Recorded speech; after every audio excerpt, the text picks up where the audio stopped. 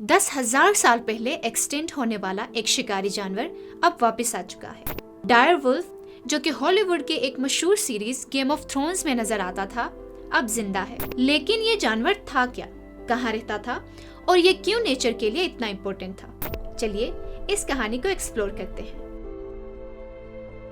एक रिसर्च के मुताबिक डायर वुल्फ, जिसका साइंटिफिक नाम एनोसियन डायरस था, नॉर्थ अमेरिका का एक एंशिएंट प्रेडेटर था। ग्रे वुल्फ्स जैसे दिखने के बावजूद ये थोड़ा बड़ा, मजबूत और पावरफुल होता था और उसके दांत ज्यादा स्ट्रॉन्ग होते थे। फॉसिल रिकॉर्ड्स के मुताबिक डायर वुल्फ्स ज्यादातर मैदान में और जंगलों में रहते थे और उनके शिकार में भले ही मेमथ्स ना हो, लेकिन वो बाइसन, हॉर्सेस और दूसरे हर्बिवर्स को टारगेट करते थे। डायर वुल्फ्स का इकोसिस्टम में बहुत बड़ा रोल था। वो एपेक्स प्रेडेटर्स थे, यानी कि फूड चेन के टॉप पे। उनका काम था बीमार और कमजोर जानवरों का शिकार करना, जिससे पॉपुलेशन कंट्रोल होती थी और नेचर का बैलेंस मेंटेन होता था। अगर हम सिंपल अल्फाज में कहें तो डायर वुल्फ्स की मौजूदगी से नेचुरल सिलेक्शन का प्रोसेस स्ट्रॉन्ग होता था और जब ये एक्सटिंक्ट हुए तो इकोसिस्टम में इम्बैलेंस आया और कई दूसरे स्पीशीज पर फर्क पड़ा। डायर वुल्फ्स कुछ साइंटिफिक थ्योरीज के मुताबिक आइस एज के बाद एक्सटिंक्ट हुए